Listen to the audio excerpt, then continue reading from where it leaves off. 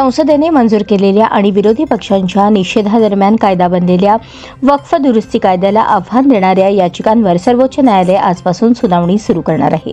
सरन्यायाधीश संजीव खन्ना यांच्या अध्यक्षतेखालील 3 न्यायाधीशांचे खंडपीठ या प्रकरणाची सुनावणी करतील.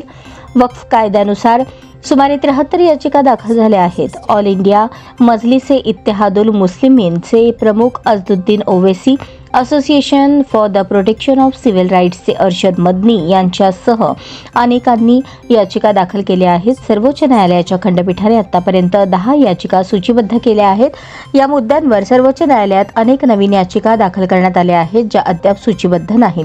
या प्रकरणात केंद्र सरकारने सर्वोच्च न्यायालयात कॅव्हेट दाखल केले आहे आणि कोणताही आदेश देण्यापूर्वी प्रकरणाची सुनावणी करण्याची विनंती केली होती. प्रत्यक्षात सुनावणीशिवाय कोणताही आदेश दिला जाऊ नये यासाठी पक्षाकडून उच्च न्यायालय आणि सर्वोच्च न्यायालयात रीट दाखल केली जाते. केंद्र सरकारने अलीकडेच वक्फ सुधारणा कायदा 2025 अधिसूचित केला होता.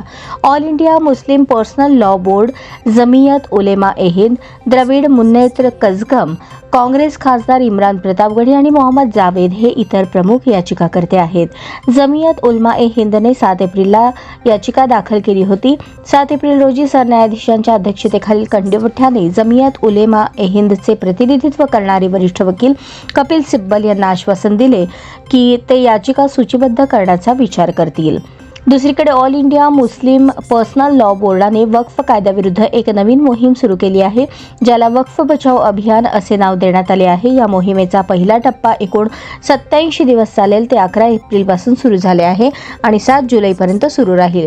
यासोबतच वक्फ कायद्याच्या निषेधार्थ 1 कोटी लोकांच्या स्वाक्षऱ्या घेतल्या जातील. त्यानंतर पुढील रणनीती ठरवली जाईल.